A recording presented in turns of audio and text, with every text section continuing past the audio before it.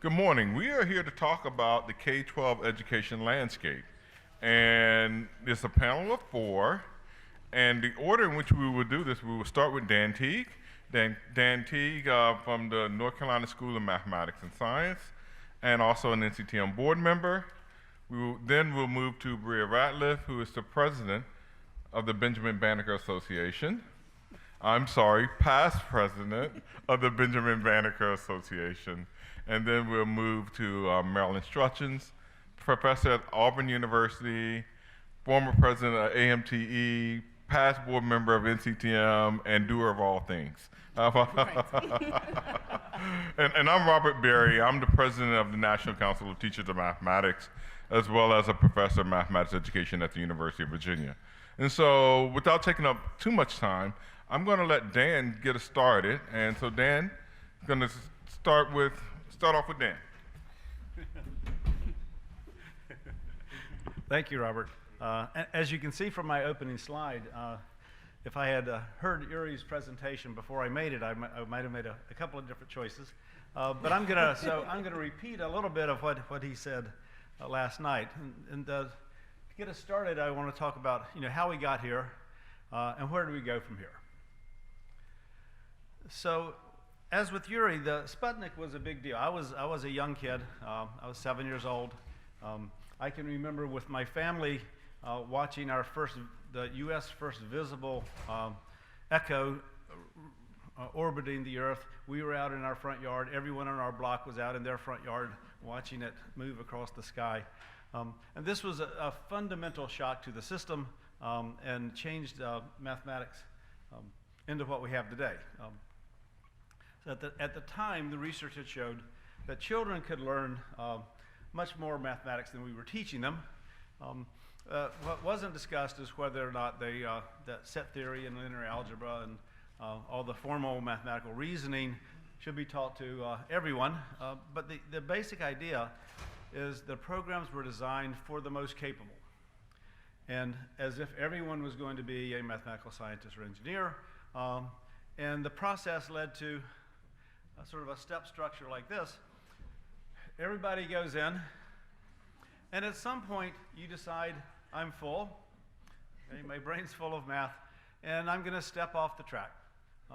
And if you end up at the top, then you can be a mathematical scientist, and your life is going to be good. You have lots of options. Most jobs at the time didn't require a lot of mathematical sophistication. Very creative arithmetic for most of it, some basic algebras, but there wasn't a high need in most employment for calculus and beyond. So if you dropped out at some point, it's sort of a no harm, no foul, that you learn some stuff you may not be able to use. That's only to the good. But what we did not think at all of was how people thought about their experience in mathematics. And again, we're paying for that today. We heard it in the last session when we go and people say mathematics was their worst subject. They hate mathematics. It was a burden to them and has been an obstacle all their lives. That's part of what we created by having them take courses that were of no practical use to them and at some point get fed up and leave. So this is a problem of our own creation. At the time, essentially, the first through 12th grade mathematics curriculum was a 12-year search for David Bersoud. Who's going to become a mathematician? And it was extraordinarily good at finding David Bersouds.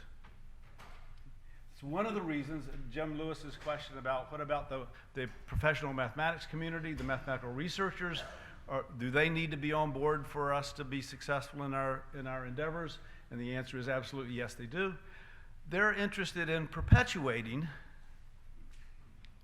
the process that found them.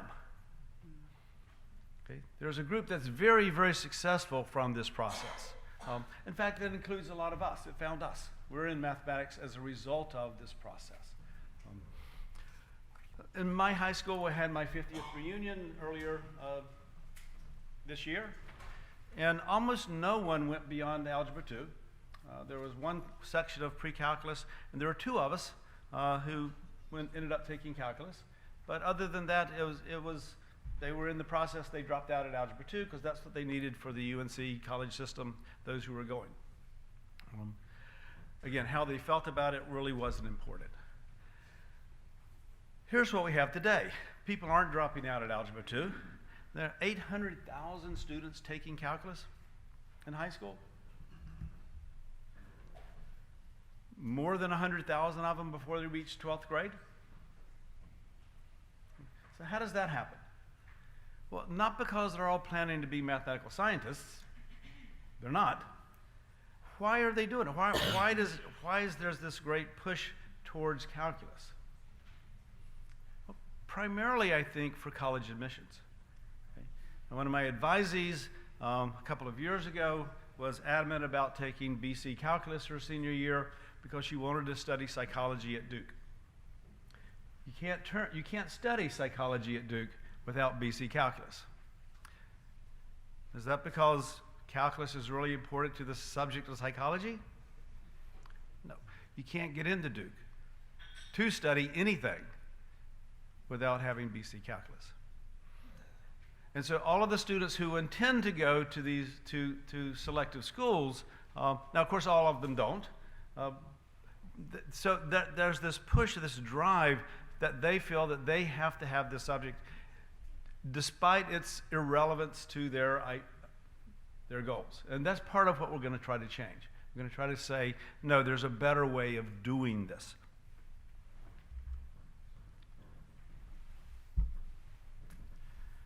There are winners and losers in the process. It advantaged some and damaged many. And here's one of the big issues, and it's part of that PR conversation we were having earlier, that there is a group that's advantaged by the system. And if you're going to say, we're no longer going to put all our emphasis and all our effort on you guys and finding who the future mathematicians and mathematical scientists are, we're going to put energy into making mathematics work for everyone, they're going to see that as a loss. They're not getting the attention that they used to get, and they're going to fight back. And these are oftentimes the more affluent part of your student population, and they're the more affluent parents, which have a little bit more power and ability to make trouble if they want to. And so just something to be considering, that how are we going to address these issues prior to us rolling out whatever plans we're coming up with. Because those parents, we need to talk to those parents and get them to understand that your son and daughter are still going to be just as well prepared as they ever were. That it's not a loss to you if someone else gets some attention that they haven't heretofore gotten. I think that's really important to think about. There are many things that are different now than back then. The need for mathematics in lots of different areas of employment, and particularly in the biological sciences and the social sciences, which when I was in school were very amathematical. Mathematics had absolutely nothing to do with them. But now mathematics, particularly network science, is fundamental to our understanding of modern biology, and it's fundamental to our understanding of sociology and all of the social sciences. So mathematics is becoming more important for more people for different reasons. Again, the students taking the advanced courses, when I was in high school, you only took calculus. If you took first semester calculus only if you intended to take differential equations and multivariable calculus and linear algebra, it was a part of a structured plan for you. This was going to be a part of my life. I need this as a working tool for me. No one took calculus as an elective. Okay? The vast majority, so a course was created for those who were going to use it as the basis for their future. That's the same course we're teaching today. But the vast majority of students taking that course have no interest whatsoever in the follow-up courses. And so again, there's a mismatch there. Even for our strongest students, there's a mismatch in terms of what we're giving them and what they need. And again, I'll reemphasize this several times. Students' experiences in mathematics is vitally important to the field of mathematics, particularly those who leave early. How they felt about their experience is really important in terms of how they vote in terms of supporting your mathematics program. If you're going to make some changes to your mathematics program and need funding to do it, these are the people who are going to decide whether it's worth their tax money to do it. And so their ideas and feelings about mathematics and how valuable it is really, really important. This is from Tracy Zager's Becoming the Math Teacher You Wish You'd Had. This is a wordle of how mathematicians think about mathematics, play, invent, passion, absorbing, and how mathematics teachers think about mathematics. Alone, wrong, lost. Okay. Now, imagine the students' wordle. What would it be? But again, this is the fight that we're doing. That there's this sense that it's created as part of some grand testing procedure to figure out where we belong, and we're constantly being told, well, we don't belong here. And so we need to, again, that's something that these pathways is trying to say, no, that's not true. Mathematics is really important, just not the mathematics that you've been seeing so far. Mathematics is quite varied and attends to all of their interests. Mathematical identity is super important. It's a person's changing view of him or herself in a social context, influenced by their experiences, personal history, and other events. Their mathematical identity is how they see themselves with respect. What's their relationship with mathematics? And building that mathematical identity is super important. That's why I'm such a big believer in mathematical modeling, because it really is one area where students' mathematical identities grow and blossom, and they see themselves as, I'm not as fast as everyone else, but I can be creative. I can think of new ways of doing things. I can think of things others didn't think of. I can blend my ideas with someone else's ideas and make it really good. This idea of I can do this is really, really important. Teachers' mathematical practices play a huge role in student mathematical identities and their feelings about mathematics. Alan Schoenfeld found that if you're teaching students in sort of the traditional lecture, demonstrate, then give assignments, that students who are particularly good at mathematics and really like mathematics oftentimes bail out for a more interesting subject because they're not engaged in the process themselves. They're always borrowing your brain. What did the teacher tell me to do? They like to use their own brains. There was a study a number of years ago, and it's just escaped my mind who did it, but they were asking social science majors and math and physics majors to sort of talk about why they like what they're doing and why they don't like the math classroom. And the sense of it was they said that, well, in the English classroom we would read a book and the teacher would say, what did you think about it? They don't want to ask us about what some professional reviewer thought about it. What do you think about it? What did you think was good? How would you change the last 2 paragraphs? In the mathematics classroom, nobody asked us what we think. It was, what did Descartes think? What did Newton think? They were always borrowing someone else's brain. And they really wanted to use their own brain. And again, that in mathematics, the active learning idea is to have them use their own brain. The mathematical identity is, again, super important, and it plays this role in, once they leave, what do they think about mathematics and how do they think about themselves as mathematics? The notion of ownership has also been mentioned before. Having the feeling that this is my subject.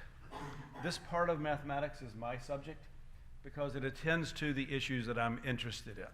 It relates to I'm really interested in political science, where there's mathematics that talks about that. I'm really interested in, pick your favorite subject, there's mathematics that talks about that. And so what I want to end with is, how do you want your students to do mathematics? By remembering how, or by thinking about how? Do you want them to be creative or just rememberers? And the way we structure these pathways and the way we structure those courses that are part of those pathways play a supreme role in determining which of these 2 ways students will leave high school mathematics and enter college mathematics thinking about these issues. Thank you.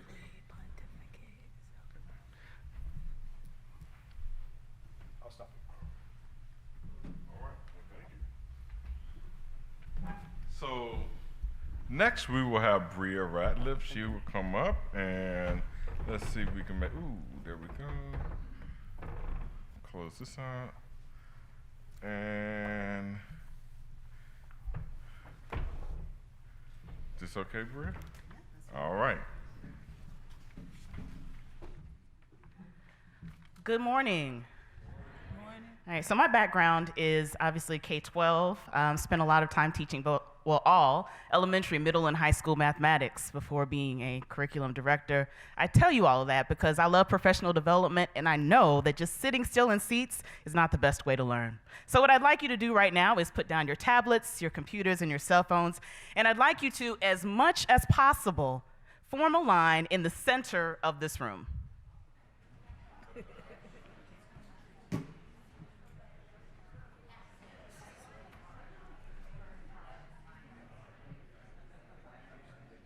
Oh, sure.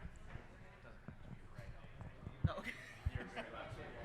Oh, well, thank you, thank you. I was gonna say like Rachel Levy, I don't really need it, but I know they're recording, so. Wait a minute. It can be disjointed. Thank you for asking that question. Okay. I see some people are still finding their way to the line, and so I will wait for you. So I want to ask you a series of questions. If the answer to the question I ask is yes, I'd like you to move one step closer to the wall that's to my right. If the answer to the question is no, then I'd like you to move one step closer to the wall to my left. Okay? So here's the first question, or statement. I'm sorry, it's a statement. I had a positive high school mathematics experience. Yes is to the right.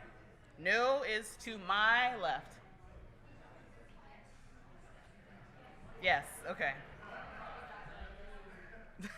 Here's the next statement. I am just all over the place with this. The next statement is, I had a positive college or university mathematics experience. Okay? My high school mathematics teachers encouraged me to be successful in their course.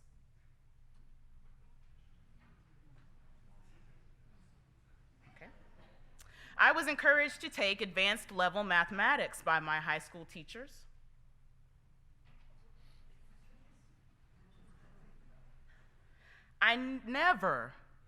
Listen carefully, I never took a remedial mathematics course in college. Okay. I was told that I was a high-achieving student and led to believe that I should be confident in my skills in mathematics.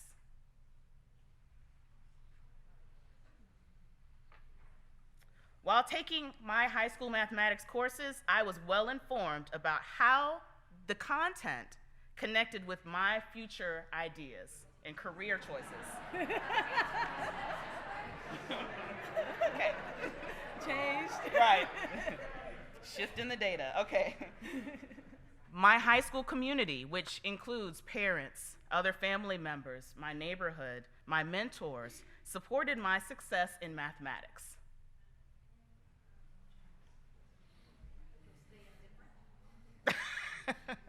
You could stay indifferent, I guess. And there are two more statements. My community, same group of people, was well informed about the options available for mathematics courses at the high school level. The last question. I was always part of a majority group in my high school mathematics classes. That could be by gender, that could be by race, ethnicity. There are a lot of different majority groups. Now I want you to look around the room. Turn around if you're near the front and look at the data that you have created. And what this tells us about not only our experiences of people who are, we would say, successful in mathematics, successful in our education system, but to me it says what our organization is often talking about and researching on is that mathematics is definitely a cultural activity. And by culture, you can have a seat. Thank you. Oh, thank you. And so by culture, what we're talking about here, I'm sorry, Dan, thought I had more room. We're talking about those beliefs, experiences, and those attitudes about how mathematics is taught, how it's learned, and what people are exposed to. And so, in the state of Texas, where I'm from, we have a high school mathematics course called advanced quantitative reasoning. And maybe you do in your states as well, or you're working on developing it. But I'd like you just to take a look at the course description of advanced quantitative reasoning for just a minute and read through that.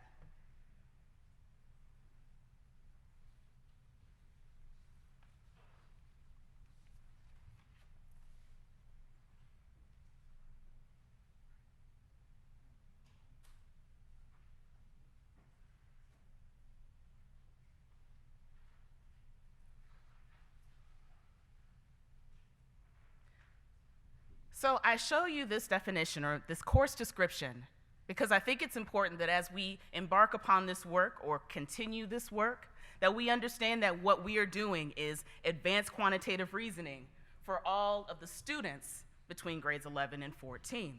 So we are using reasoning, we're taking data, we're developing plans and putting in place structures that will be long-term, they're longitudinal because we want them to develop and apply skills that are necessary for this constantly changing world. And so I know David had said we don't really have answers, but actually I think we do have some answers, and we are in many cases, we are working towards advocacy, changing our marketing structure, how we present to the world what it really means to be quantitatively literate. So through this data, which looks very similar to this particular graph, you created this graph based on your experiences. And there was a quote I heard just a couple of weeks ago about point of view and experience that I wanted to share with you. Every point of view leads you into a different realm of truth. It really depends on perspective. So whether my perspective is that of a state level administrator, whether that my perspective is that of a teacher or a professor who is, we'll say, in the trenches every day, or whether I'm a policymaker who generally only goes by data and presentations that come from those groups, there is truth to each perspective. We have to figure out how do we align those truths to really make change. So what is the effect of culture in mathematics? One of the answers and solutions that I'd like to present, and a shameless plug, is that the Benjamin Banneker Association has developed a research journal. We call it the Lighthouse Almanac. And within this research journal, one of our authors, if you would stand, Dr. Kendall Brown, is in this room. We have worked together. Oh yes, thank you.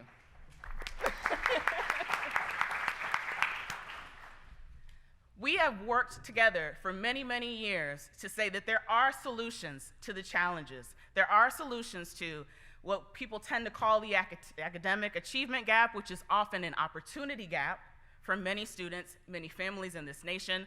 There are solutions for how to address that at the classroom level, at the administrative level, and at the community level. And so this is one solution. Dr. Brown and several others in our organization also published a position statement on social justice and teaching mathematics through a social justice approach. So those are just two of the solutions. But in this particular journal that was published in December of 2018 is an article by Dr. Lisa Clark Covington of Minnesota. I don't know if we have any Minnesotans in here. Just a couple. So the title of her article is Creating Math Communities in the Neighborhood. It's her research of work that she is currently and has been doing with middle and high school students in conjunction with the University of Minnesota from primarily communities of color. And so what she essentially talks about is saying that race and culture are not only core to the learning process, but they are central forces that organize our society and determine access to high quality mathematics education.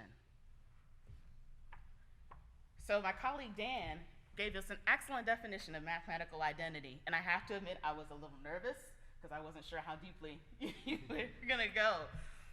So I just want to accent this by talking about how race and culture do inform mathematical identities.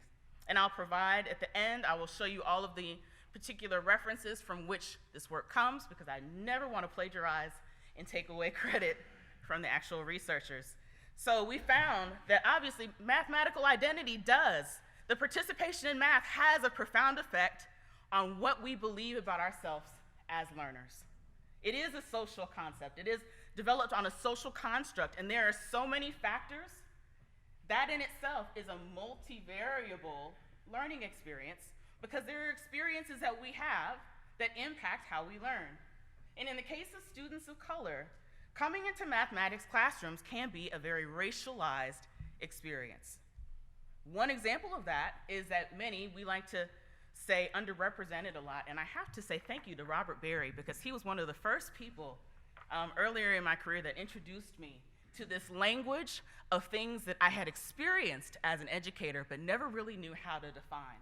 And underrepresented is a really nice way to say there are marginalized students who have been consistently detracked from advanced and high-level mathematics and placed in remedial coursework.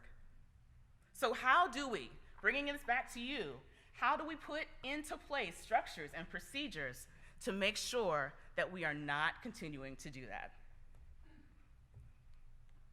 So I'll give this example to you. One of the ways that that is done is by building and influencing positive mathematical identities from early mathematics all the way up through high school and college. Benjamin Banneker was a mathematician. He was a scientist. He invented many, many things. He served actually as a surveyor for the city of Washington, D.C.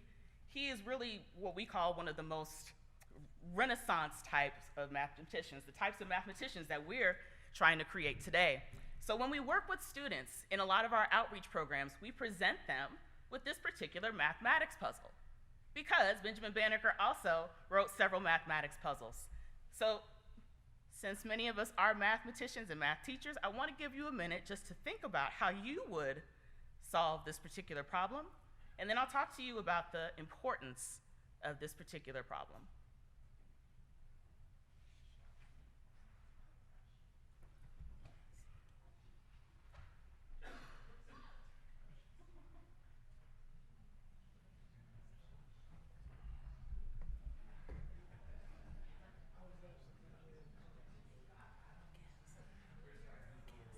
Oh.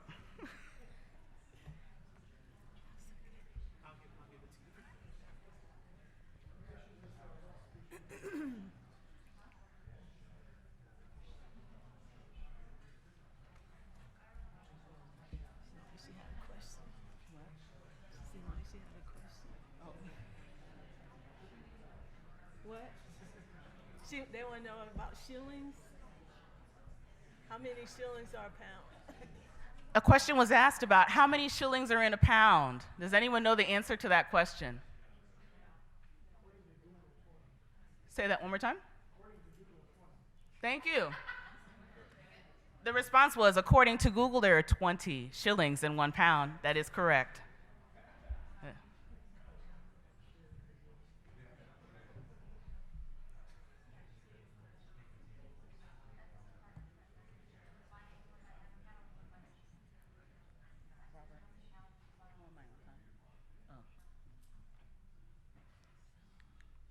Okay.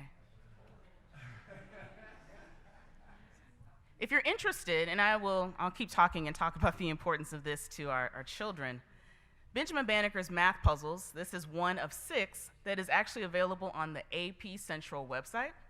So if you Google Benjamin Banneker puzzles, AP Central, you'll find it there. You'll find suggested answers to many of his puzzles, as well as how the particular author, which is a teacher, aligned them to grade level expectations. So this particular puzzle is aligned to 10th and 11th grade mathematics expectations based on what we'd say is, and I excuse my pronunciation if it's off, Diophantine equations or polynomials, correct? Were there many people that attempted to solve this using polynomials and substitution of integers and that level of mathematics? Okay, just a few.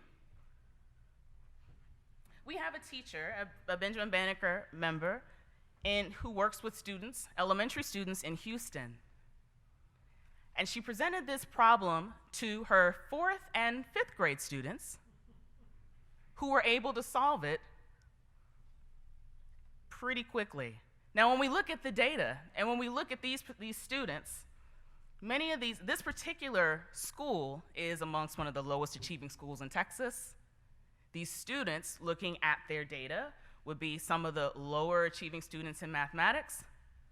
But I'll tell you, one of the things that she had done was first, in presenting this problem, she did change the language to more 21st century language. Because if we know that there are 20 shillings in a pound, how could we compare that to something that's useful to us today? That's really a question for you all. I heard a couple of things, and a nickel is 1/20th of a dollar. So by presenting dollars and coins, and then understanding that back in the 18th century when Benjamin Banneker wrote this, cattle was generally a term that just described all types of livestock. So instead changing that to cows, chickens, and goats, many of the strategies that those fifth graders already have with modeling, with using manipulatives, and getting to abstract understandings of mathematics at that level, they are learning how to write equations. They solve these puzzles. And they didn't solve them in their class time.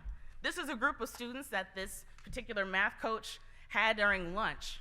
And she said that the students really wanted to use their lunchtime to pull out the manipulatives, to pull out their notepads, to show their work, because they had built a community where their learning of mathematics was affirmed, where their understanding of mathematics was affirmed, and that the strategies that they used were encouraged.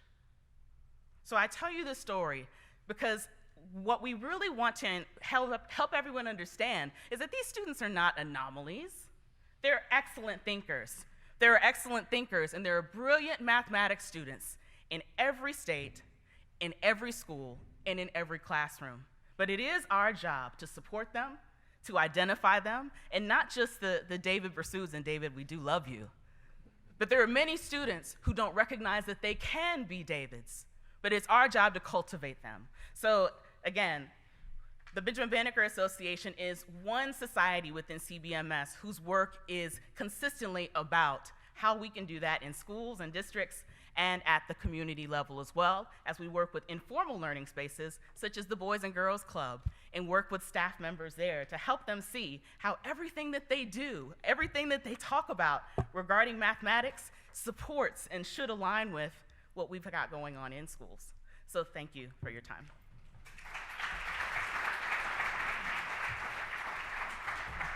And you may want to take a picture again. Those are some of the research articles that I referenced in the presentation. And just one more slide, Robert, sorry.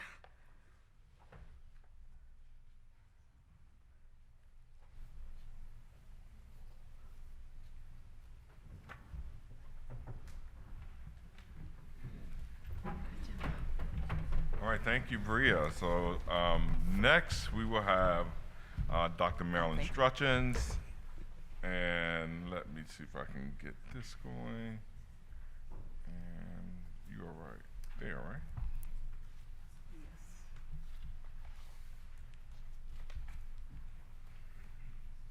So I'll turn it over to Dr. Strutchens. Good morning. Good morning. So my presentation is focused on K-12 education landscape, tracking and detracking. So there have been calls more broadly for STEM literacy. Modern STEM education imparts not only skills such as critical thinking, problem solving, high order thinking, design, and inference, but also behavioral competencies such as perseverance, adaptability, cooperation, organization, and responsibility. Moreover, STEM skills such as computational thinking, problem finding, and solving, and innovation are crucial for people working to manufacture smart products, improve healthcare, and safeguard the nation. And these skills are valuable assets across many other fields and job categories. Moreover, as Dr. Berry mentioned this morning, from catalyzing change, calls for mathematical literacy include each and every student should learn the essential mathematical concepts in order to expand professional opportunities, understand and critique the world, and experience the joy and wonder and beauty of mathematics. However, there are many students who are tracked into dead-end courses where they do not get an opportunity to experience the joy and wonder of mathematics, let alone develop skills in the mathematics that they need on a day-to-day basis, or are being prepared for options in terms of career paths. So what I'd like to share with you now is and with my reading glasses on, I can't see anybody, but I'm gonna have to put it back on to read. But I'd like to share with you a scenario from an article written by Jenny Oakes. She's a person that has done a lot of research related to tracking. And actually, this is an article within her article from the New York Times. And it's called The Segregated Classrooms of a Proudly Diverse School. Columbia High School seems to have it all. Great sports teams, great academics, famous alumni, and an impressive campus with Gothic buildings. But no one boasts about one aspect of this blue ribbon school. That is, its classrooms are largely segregated. Though the school is majority black, white students make up the bulk of the advanced classes, while black students far outnumber whites in lower classes, statistics show. It's kind of sad, a senior who is president of the senior council said. You can tell right away just by looking into a classroom what level it is. This is a reality at many high schools coast to coast. Educators say that leveling allows smarter students to be challenged while giving struggling ones the special instructions they need. But many students, especially those in lower levels, which often carry a stigma, say stratifications makes the rocky adolescent years only harder. And at Columbia High, there is no dispute that it is precisely the leveling system that has led to racial segregation. The superintendent of the district acknowledged that there were, in a sense, two Columbias. The de facto segregation is most visible at the extremes. Statistics for this year show that while a level 5 math class, the highest, had 79% white students, a level 2 math class, the lowest, had 88% black students. Levels 3 and 4 tend to be more mixed, though a school board member said some white parents tell me that they know their kid belongs in a level 3 class, but they don't want them to be the only white kid in the class. A senior whose father is from Guyana and whose mother is Swiss said that some teachers do seem to have lower expectations for black students, but that he did not let them get him down. And in a way, he sympathizes with the principal. He said, she's got an entire black population that wants to get rid of the leveling system, and an entire white population who would leave this town if they did that. So what's the principal supposed to do? How many of you know of schools where this situation exists? And as a provider of professional development, I often go into school systems where this is a reality for many students. And it's sad that you can tell what level a class is based on the students who are in the class. This should not be. So catalyzing change, and again, these are key recommendations that you've heard from Dr. Berry, and I have been struck throughout my whole time here how much there's overlap in a lot of our presentations, but we can't help but for it to be that way because of the issues that we are addressing. And so the key recommendations state high school mathematics should discontinue the practice of tracking teachers as well as the practice of tracking students into qualitatively different or dead-end course pathways. And Robert's going to talk more about tracking teachers, so I'm going to focus on the students. High schools should offer continuous four-year mathematics pathways with all students studying mathematics each year, including 2 to 3 years of mathematics in a common shared pathway, focusing on the essential concepts to ensure the highest quality mathematics education for all students. And here again, these are significant structural barriers within educators' sphere of influence. Tracking students into course pathways that do not prepare students for continuous study of mathematics, tracking teachers in ways that deny certain students access to high-quality instruction, and then providing inadequate instructional supports both before and during high school.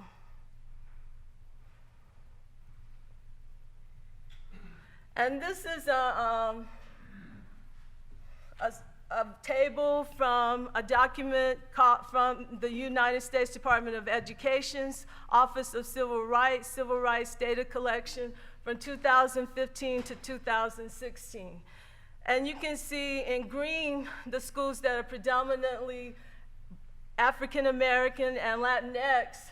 They offer less courses that are at the upper levels. They have less advanced mathematics courses. And you can see they're in a range with the other high schools in terms of Algebra 1, but when you get to calculus, those schools that are 75% Black offer only, calculus is offered in about 38% of those schools. And so a lot of students don't necessarily have access to calculus. They don't have a choice of taking it because it's not in their schools. And then, just as I presented you with some troubling information, I'd also like to present you with some hopeful information. And these are examples of effective mathematics departments from the research. Railside High School, as talked about by Bowler and Staples, they talk about how teachers really worked across the grades. This morning, Dr. Berry talked about a balance between teachers teaching both upper and lower courses so that all of the students experience different teachers and all of the teachers own the students. And then Union High School by Rochelle Gutierrez, they experienced some same kind of structures within that school. Monterey High, as discussed by Rochelle Gutierrez, and then East High School, as discussed by Lena Horn. So these are some of the characteristics of the effective mathematics departments. Effective mathematics learning communities, they have a teacher collective, as I stated, where all of the teachers work with all of the students and they own all of the students. More advanced level courses than lower level courses with high expectations that students will matriculate through the course as well. Teachers who use pedagogical strategies aimed at engaging all students in learning meaningful mathematics. And these pedagogical practices are in alignment with the National Council of Teachers of Mathematics and other calls for reform that include more problem solving, more reasoning and sense making of mathematics that really focus on the standards for mathematical practice. Also using cooperative learning groups and not just putting students in groups, but helping students to learn how to work effectively in groups by using complex instruction as designed by Elizabeth Cohen and others. Within complex instruction, the teacher ensures that all of the students are participating in the activity, and students who might have low status among other students are raised up by the teacher. And the teacher asks the other students to pay attention to that student. And then sometimes the students that have lower status are some of those students that actually think outside of the box. And so within complex instruction environments, students become interdependent upon each other, and they begin to really respect each other's thoughts and beliefs around mathematics. And then also applying culturally relevant practices. And today, oftentimes, people talk more about culturally sustaining practices where all students are valued. And as Brea Brea, I forget your last name. Dr. Ratliff. As Dr. Ratliff talked about the importance of using social justice lesson, this is an example of a social justice lesson that students experienced in a AP statistics class where the majority of the students were white, but they got an opportunity to really think about the disproportionate numbers of students in terms of African Americans who are at the school who are not in those upper level classes. And some of the students had some deficit beliefs about why the African American students weren't in the upper level classes. But then when some of the other poor students started talking about why that might be the case, they began to have more empathy towards students. And then through their data project, they realized that students needed more of an opportunity to take advanced classes. So they took their data to the principal, and he enabled double periods for students who wanted to catch up with their mathematics. And so students became not only problem-solving agents, but they became agents for other students in their building. And then this is an example, Dr. Berry mentioned this morning that Alabama's Course of Study Committee is working on a proposed plan or proposed pathway for students that is different from the traditional pathways. And you can see that they also have a common experience with geometry in the 9th grade, new course names to emphasize that they are not the same old, same content for all students through Algebra 2. So in geometry, there's a common course for all students, and then they begin to split out later. And then also one of the things that the course of study has really worked on is providing a 4th year, and what they did was they backed into the 4th year courses by looking at careers so that students have a goal of where they're going, and that the courses are built on where students might land, versus just thinking about possible courses and then hoping that they will match careers later. And then as Dan mentioned, and also as Dr. Teague and Dr. Ratliff, I know everybody by first names, so trying to remember and keep up with their last names is interesting. But each of us have talked about identity.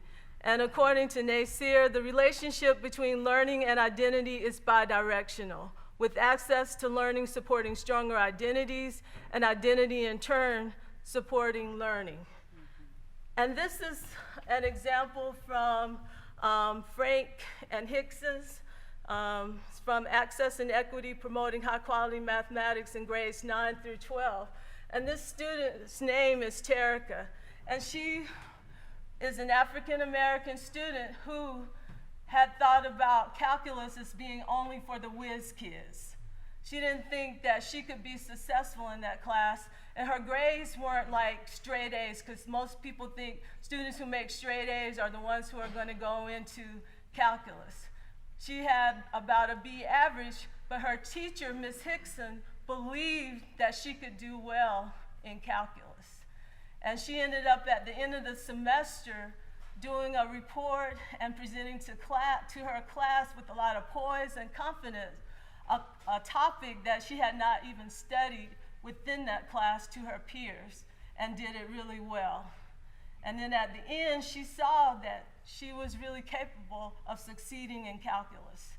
And so we can turn things around, because it's not only policies that hold students back, it's what students come to believe about themselves, and they select courses that are less rigorous because of stereotypes and beliefs that are not just held by other people, but they're also held by students because of what they've come accustomed to over the years.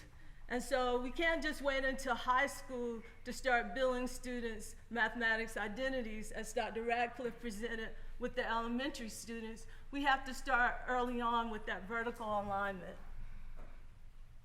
And then this is just showing that throughout the years, NCTM and other organizations have called for changes in the teaching and learning of mathematics in grades K through 12, with more problem solving and reasoning and making sense, along with the Common Core state standards. And then, as you all have heard today from several of the organizations, different reports calling for changes not only at the K-12 level, but at the college level as well. And then NSF has sponsored a lot of projects around broadening participation. And so the time is now. It's time to close the opportunity gap. We have some examples of how to do it. It's time for K-12 and higher education to work together to ensure that each and every student has access to meaningful mathematics and are empowered to go into the profession of his or her choice. And it is time to scale up those practices which lead to more student engagement and higher achievement in mathematics. Thank you.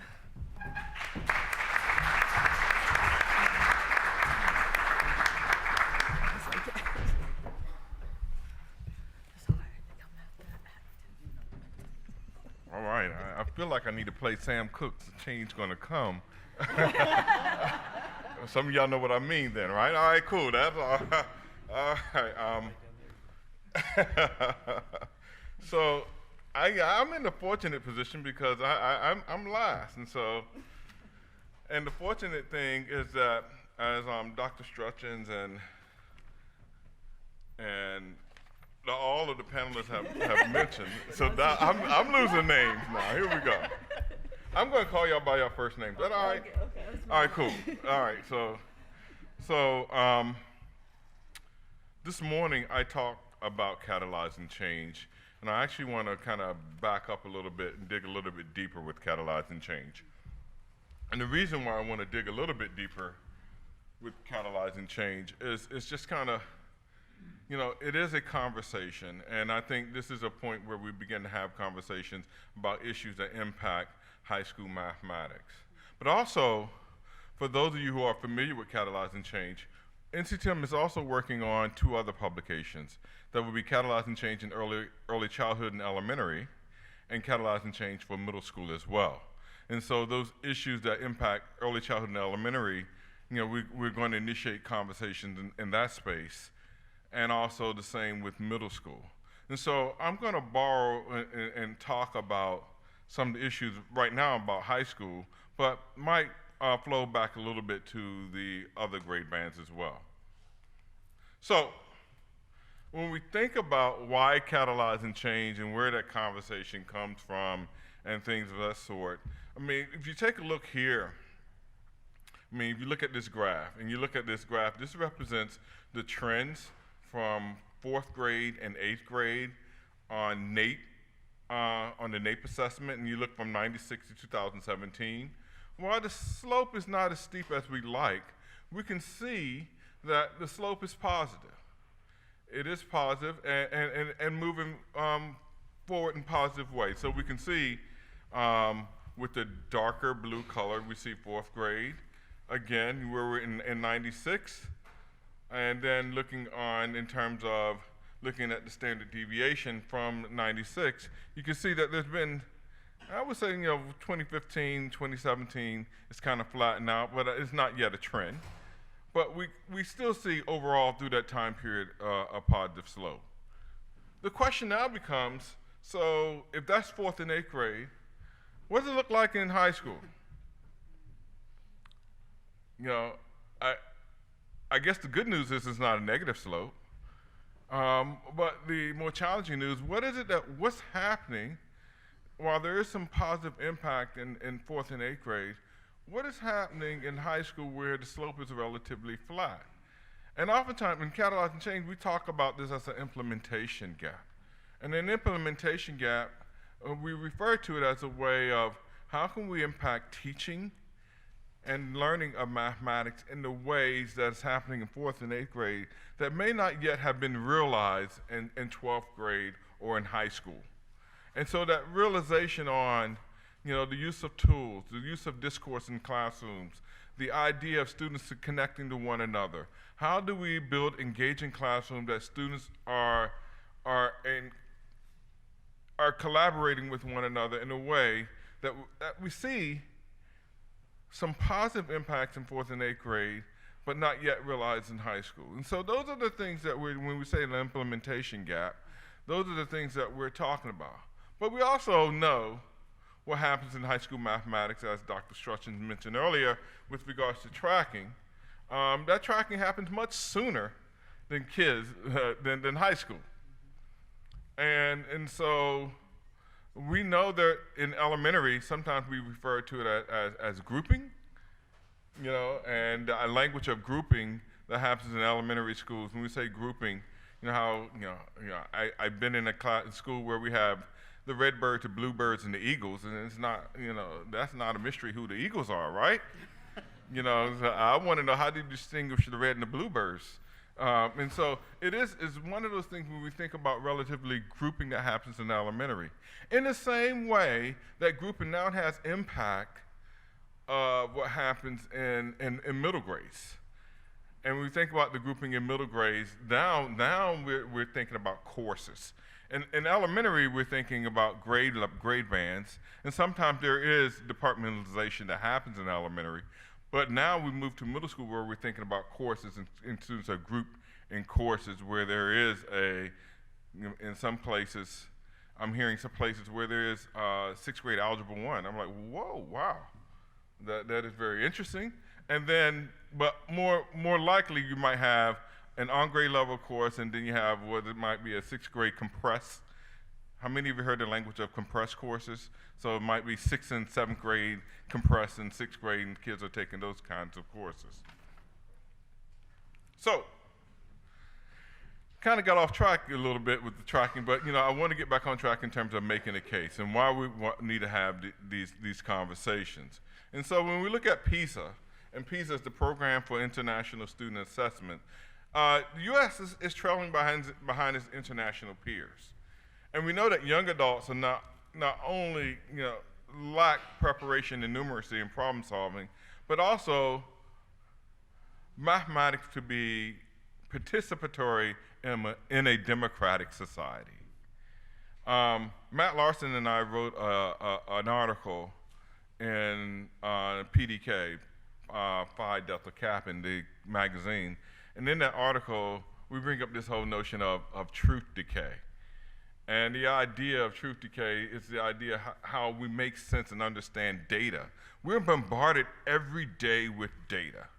And how do we prepare students to make sense and understand the kinds of data and understand what the representation of the data, is it truthful or is it mischaracterizing something in some ways?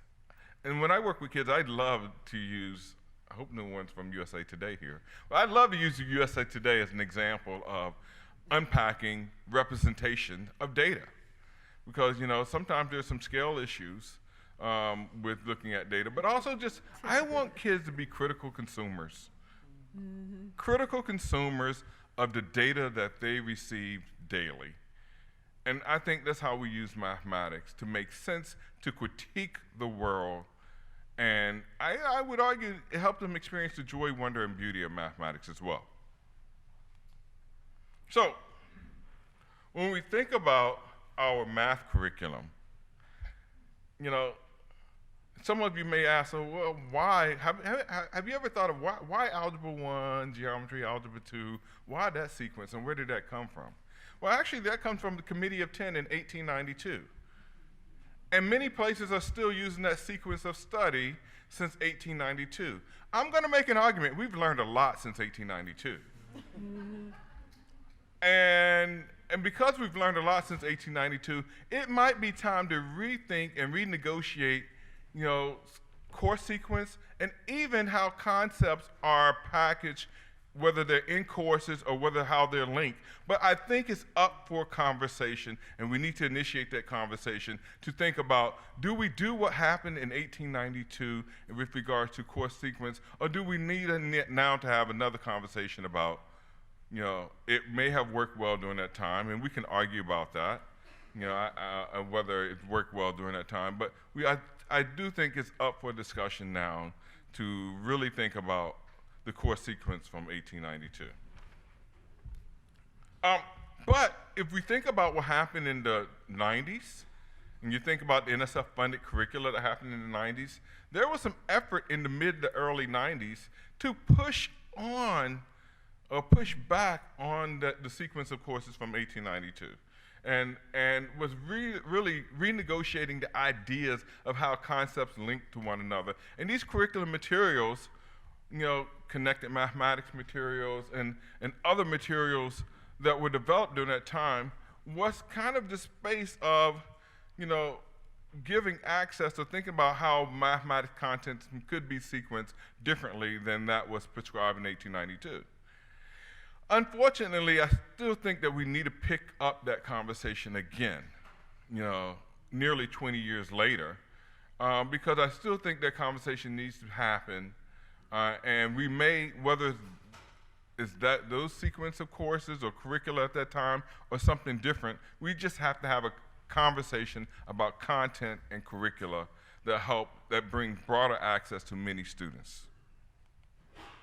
So the answer to these questions, it's not, requiring less mathematics.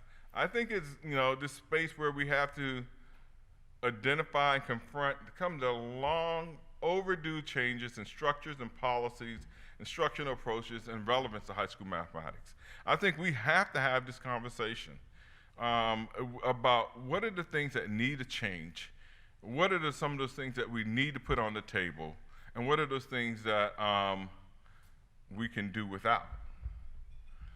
And so, as others have mentioned, and I mentioned earlier this morning, NCTM has 4 key recommendations that initiate this conversation. And I'm not going to rehash those 4 recommendations, but what I would like to do is just kind of highlight a few things from those recommendations. The first being the purpose of learning mathematics. And as Dr. Strutchens mentioned earlier, it is critiquing and understanding the world, experiencing the joy, wonder, and beauty of mathematics, and helping students prepare for whatever professional or personal endeavors they see for themselves in their future. And so what happens when we think about teacher and teacher tracking, there is a lot of content in high school mathematics. And I think we have to have this conversation about what are the essential ideas in high school mathematics. Because sometimes it's not necessarily the rigor. The rigor is just really the vast amount of content that is overwhelming in a high school curriculum. And we have to really think about what are those essential things that should be in a high school curriculum as students move forward. When we think about equitable structures, I mentioned this earlier this morning about the issues around tracking, particularly around teacher tracking. Again, our most experienced teachers are in the upper level mathematics courses, and our least experienced teachers are teaching the entry level mathematics courses.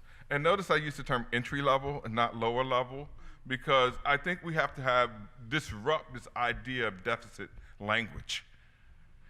And I want to disrupt this idea of deficit, because we want students all to enter. When I mentioned I'm losing my thought here, in catalyzing change, we talk about a common pathway.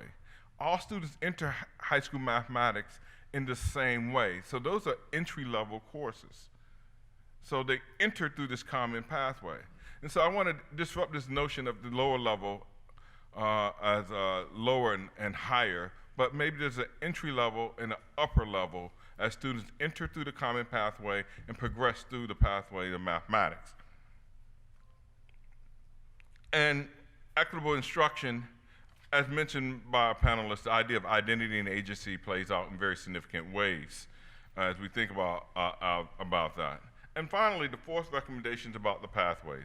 I mentioned this, we mentioned this has already been discussed in terms of some students are in what we call dead-end terminal pathways that don't lead them to. And here's the thing. When we think about mathematics courses and we think about sequence of courses, we also have to consider, well, what is a math course? A math course could be defined as a course that prepares students for the continued study of mathematics. If this course does not prepare students for the continued study of mathematics, whether formally or informally, we might have to think about whether that is a mathematics course. It is also a course that has significant mathematics standards. It also has significant mathematical experiences. And so if students are not prepared for the continued study of mathematics, then we have to really think about, is this a significant mathematics experience or math course? So I want to close out with actions and things that I think that we all should do. So I have actions for teachers, school districts, and policymakers. So when we think about teachers in school districts, schools and districts, I think we have to analyze and evaluate the systemic policies and practices and procedures that restrict students' access to and success in mathematics. What are those things that are restrictive?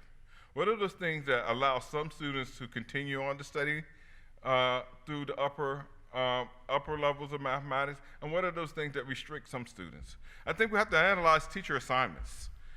We argue for a balanced approach, and a balanced approach would mean an entry level and an upper level, and that the distribution of responsibility is shared among all members in a mathematics department and all members, one can argue, at a school.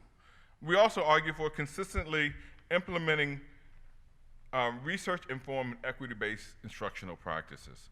And in catalyzing change, we use the 8 effective teaching practices from principles to action as we unpack those ideas as related to identity and agency. So for policymakers, I think for policymakers, we have to develop policies that support meaningful 4-year pathways that support students' learning of the essential concepts. Again, this is a discussion about pathways. What are those things that we want students to continue to study mathematics? And it might mean negotiating what are some of those courses that support students' thinking. It would be great to think about some of these interactions between some of our CTE types of courses and mathematics courses. It would be great to think about how can we use statistics in interesting and different ways that might connect with students' interests. It would be great to think about the idea of functions and how functions play out across different areas of mathematics and what they mean, how they relate differently and similarly. So it is really having that discussion. Policymakers, developing policies that support the study of mathematics so that all students have professional opportunities, can understand, critique the world, and experience the joy, wonder, and beauty of mathematics. Wouldn't it be great if all of our students left high school having a sense of joy, wonder, and beauty? And one might argue that many of our students don't have that sense of joy, wonder, and beauty as it relates to mathematics. I know I didn't when I left high school mathematics. I don't think I experienced joy, wonder, and beauty until I got into graduate school. I just persisted. I hung in there. I survived.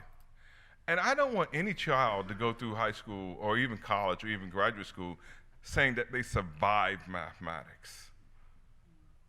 I think we have to figure out a way that we can build in ways that students want to persist and experience that joy and that wonder and curiosity and beauty of mathematics. I think we have to de-emphasize the race to calculus, and this is a biggie. I mean, we've heard that language. We heard from Dan, we heard from Yuri, the race to calculus. We have to de-emphasize the race to calculus. And that means having a conversation about calculus and statistics and what pathways might mean in terms of student preparation. And finally, I think we should develop assessments that align with and emphasize the essential concepts. And so how do we measure that? And what data do we need to get at those things? So I'm going to stop here.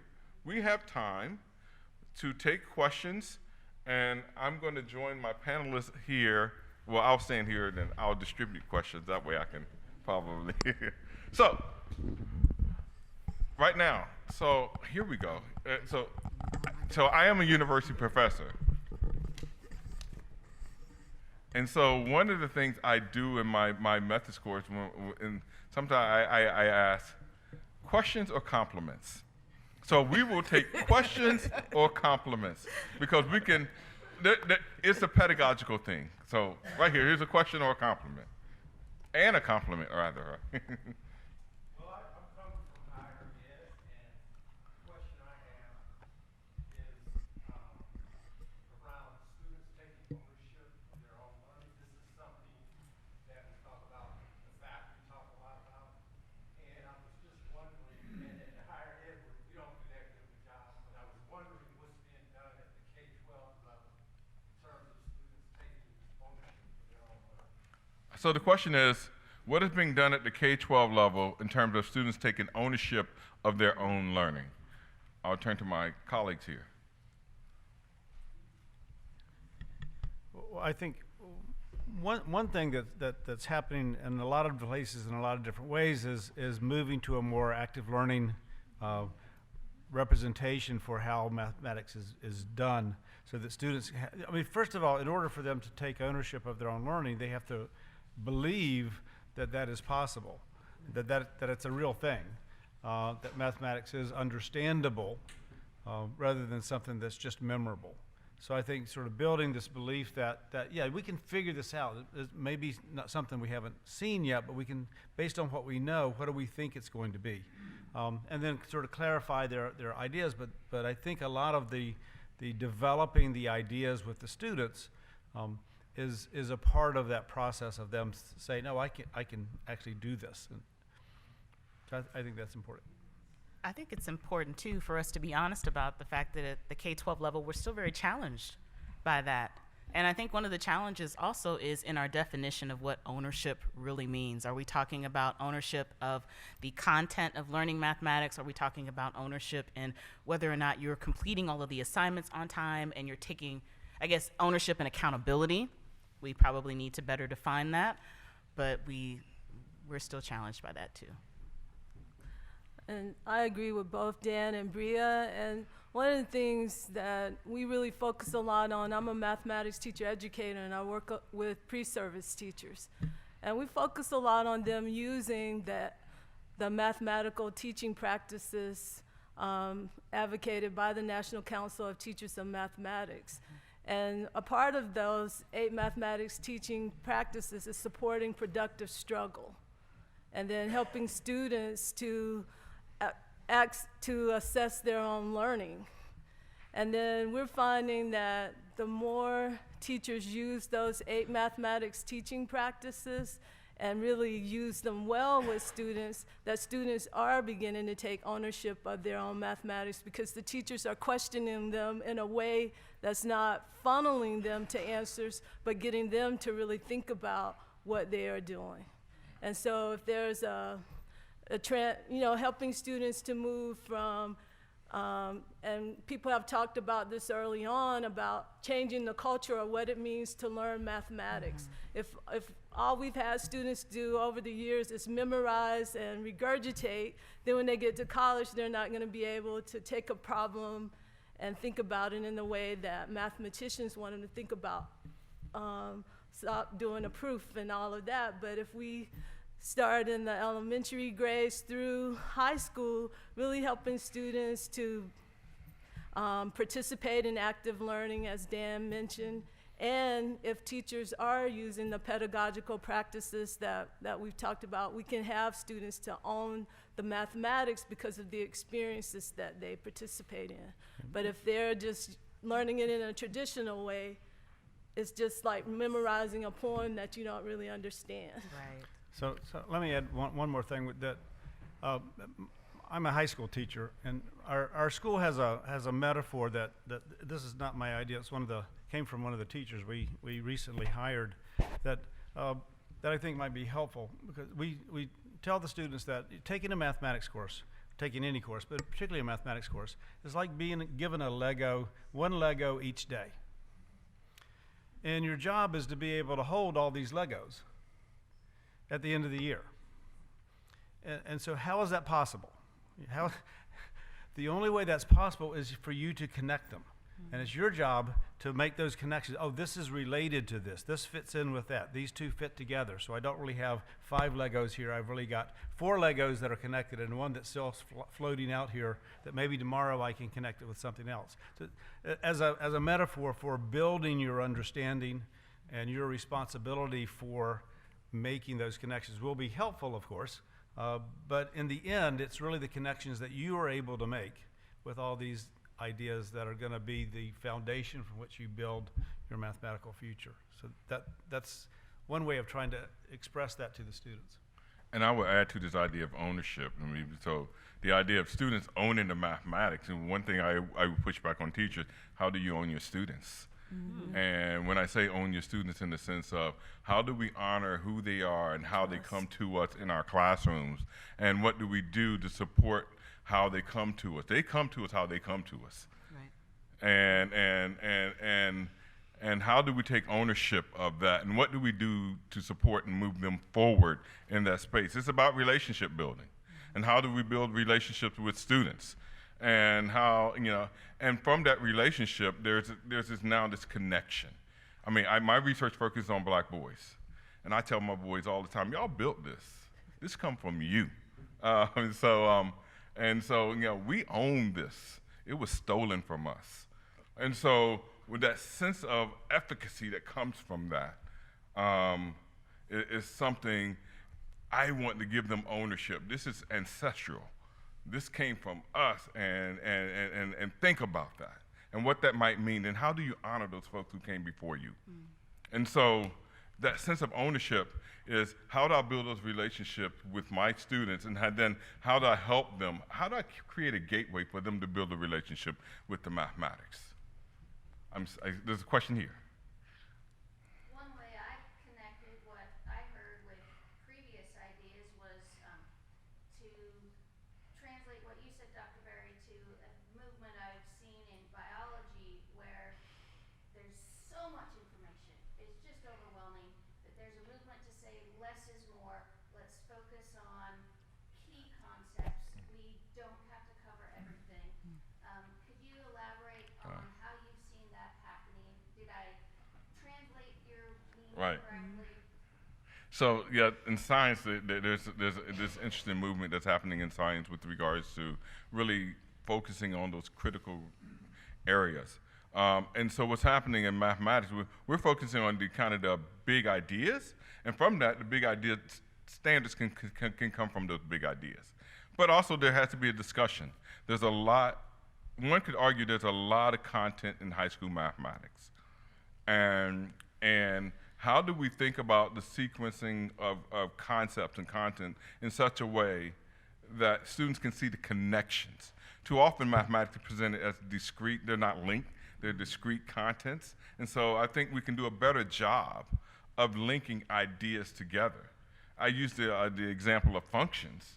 I mean, we have trig function, algebraic functions, geometric functions. I mean, there are some things that we can link together, but sometimes they're taught in discrete ways that students don't see the connections among them. And because of the way courses are sequenced, there's not an opportunity to make those connections unless you do it outside of the ways the courses have been designed. Mm-hmm. And so we have to really be purposeful in thinking about that. And so I want to raise the bar that for us in the mathematics education community, in the mathematics community, let's have this conversation. Let's have this conversation about essential concepts and critical areas that we could have in high school mathematics in a way that I think we've done a better job in K-8. I think we've done a little bit better job in K-8, not as well as we've done for high school.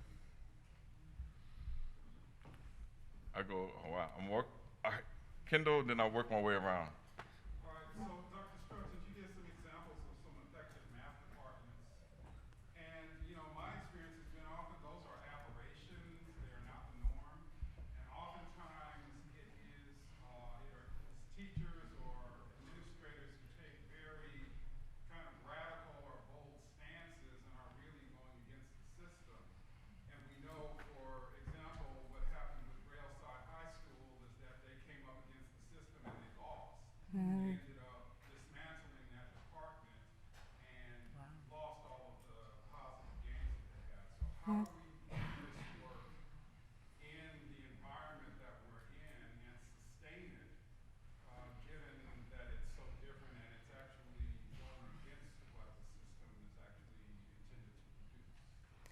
I think we have to change the system. It can't just rest on a few teachers. And I agree with you, like oftentimes in research, we have people who have funding who can go out and change a department because they have funding to help them change. But then at the same time that we're working with the math departments, we also have to work with the administrators and the districts so that when the work is done, it's not just resting on the teachers that we just provided the PD to, that it's a part of what the system believes should happen in order to maintain it. And that's why it's important to have courses of study that advocate different course pathways and that advocate particular types of pedagogy for students learning mathematics and science. So it can't just rest within a funded program, a funded project coming in and changing a school. It has to be systemic overall. In the middle, right here. There has been a lot about emphasis on learning essential concepts and less is more here in the presentations.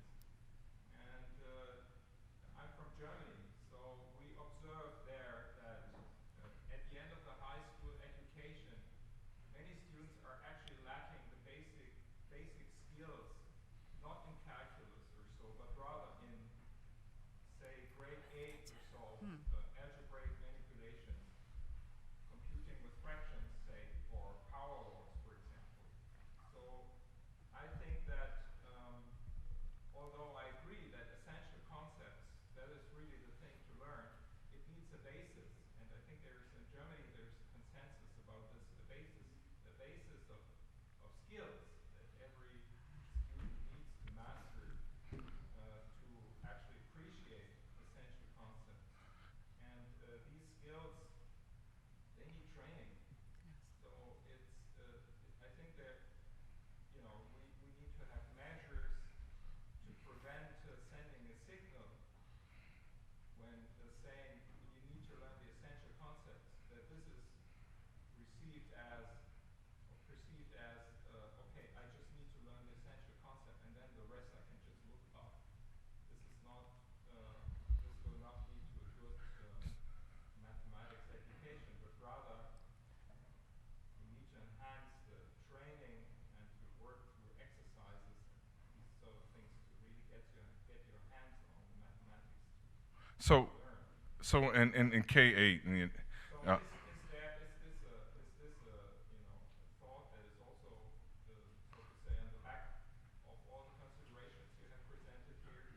so one of the things, just to provide a little bit more context, in K-8, so Common Core has been mentioned, and in the Common Core there are critical areas of focus in K-8 in a way that they weren't presented in high school. And so one of the reasons why in Catalyzing Change was because there were critical areas of focus in that K-8 area, we use the term essential concepts that's analogous with this critical area of focus. The other thing the NCTM has done back in the early 2000s was have the curricular focal points, and those focus on some critical areas in K-8 mathematics as well.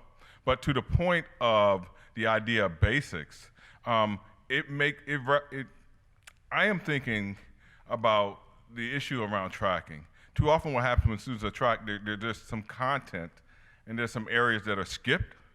And I'm wondering, are there critical areas that are skipped? We know that in some places, proportional reasoning in middle school is often a skipped content as kids move to Algebra 1 too soon. We also know that some of the issues are digging deeper. So the idea, if we detract, it would provide us with the opportunities to dig deeper in content that we know that students need, continue depth and understanding, building up their conceptual understanding around these ideas. And so I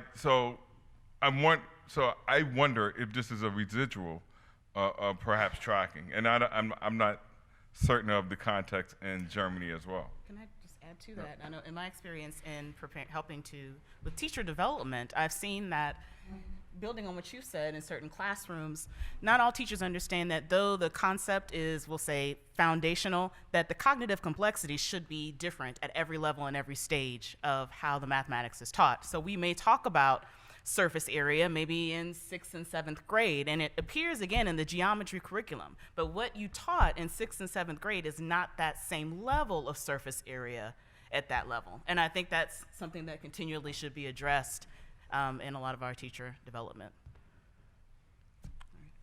Here, then April, about right here in the white shirt, and then I'll come to you, April. Okay, my question is, how as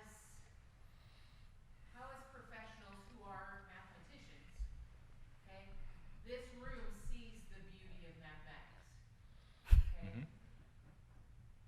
We're dealing with a whole generation, though, of educators who don't see, they've never experienced the beauty of mathematics, especially when I look at my K-8 teachers.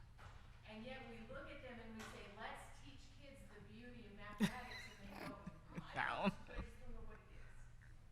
I mean, I even have I work at a high school, I even have an Algebra 2 teacher that will look at me and say, Bonnie, I would love to teach kids where this concept is in their real world, but I don't know.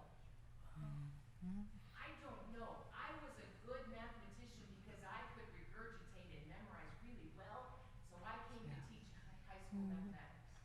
But I don't know the beauty of mathematics.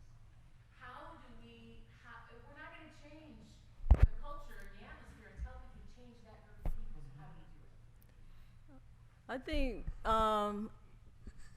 like I've participated in Math Science Partnership. We had one for over almost 8 years, working with teachers.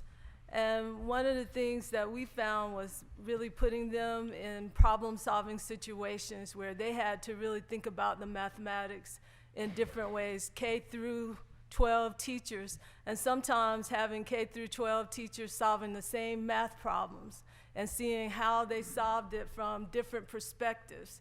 And it was really interesting because sometimes the elementary teachers would solve a problem just by drawing a picture, and their solution was really strong. And a mathematician or a 12th grade teacher would solve that same problem using algebra, and it was a long string of algebraic symbols, and the elementary teacher was like, why? You know, but the same thing is that they were both challenged to think about that same problem and to solve it from their perspective.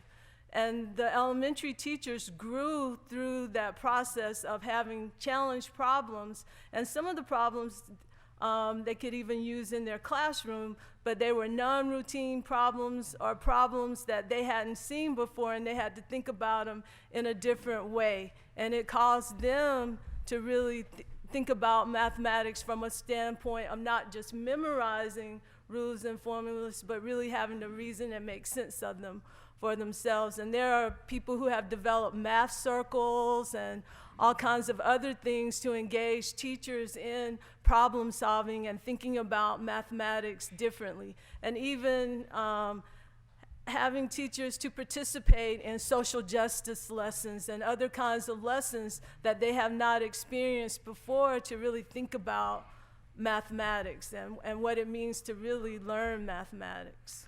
So I'm going to add to that. One of the things that I think we essentially have to do as a community is get into the advocacy space. When I say get into the advocacy space, when we look at the last administration budget as it relates to professional development in mathematics, it was zeroed out. We have to rise up on that. And when we think about, you know, how Eisenhower money was back in the early 2000s and things of that sort, it is that there's not funding to do those kinds of things. And so we need to be in this advocacy space so that we can advocate for funding to support teachers to do the kinds of things that we know that will have a positive impact on students' experiences and teachers' experiences in mathematics.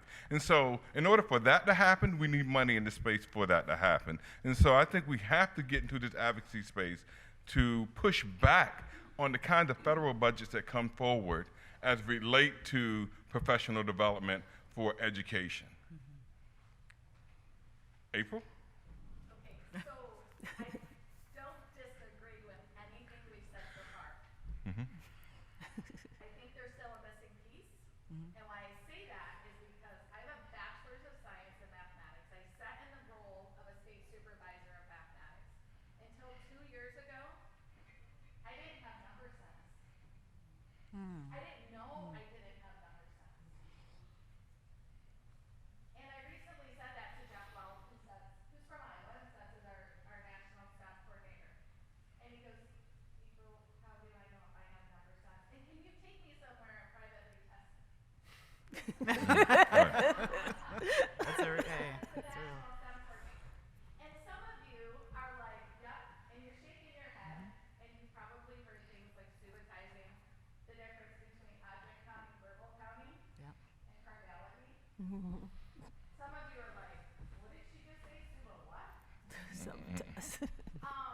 Until we plug a hole into K2, everything we do after K2 is reactionary Right.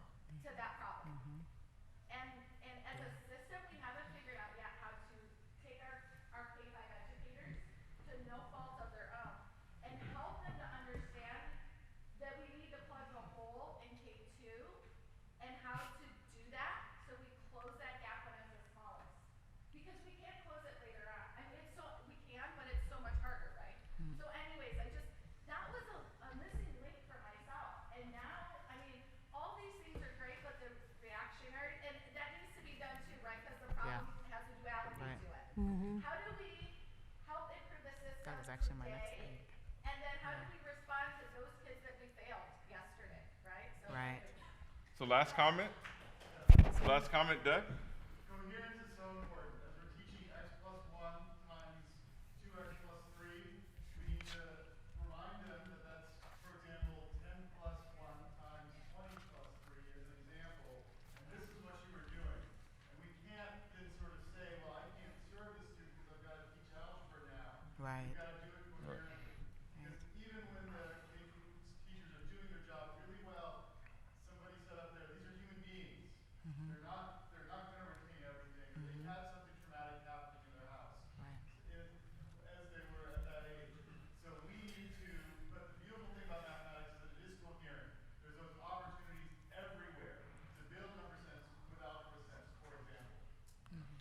All right, and Can I say one Okay, thing? all So right. just to the last two comments, the one key is that you have to do this slowly, but you have to get started. That you guys are going to talk this weekend and make some plans for how your state's going to be moving forward. And when you get your plan done, your teachers aren't going to be ready for it. And so the question is, my question to you is, so you know your teachers aren't ready for it, what do you do? Right. Do you go ahead with it and hope for the best? I mean, so as you're organizing yourselves, you need to be thinking about how do we help the teachers? How do we move them forward? How do we get them ready to do what we're doing? Because most of us operate on in the context we live in as efficiently as possible, which means your current programs are sort of on a local optimum value, given the current structure. We're doing as well as we can do, and you want to move it up to a higher place. But we know as mathematicians that I can't go from here to there without going down. If I'm at an optimum value here, I've got to go down before I can go up. And so don't expect immediate results the first year you implement something to have this roaring success, because they're going to be uncomfortable implementing it. They're not going to be really sure what they're doing, and it's going to take some time. You need to give them time and space to develop themselves if you're going to be successful. That's great, Dan. all right, cool. So we're 3 minutes over, I apologize. and I think we're between now, you and lunch. So Yeah. hope you guys have. Thank you. We appreciate it. Thank you.